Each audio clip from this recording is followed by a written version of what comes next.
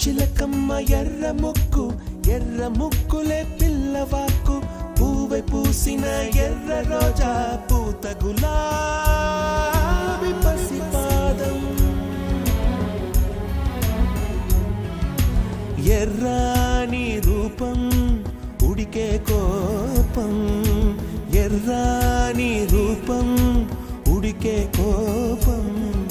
సంధ్యావర్ణ మంత్రాలు వింటే ఎర్రని పంట పాదమంటే కాంచనాల జిలుగు పచ్చ కొండ బంతి గోరంత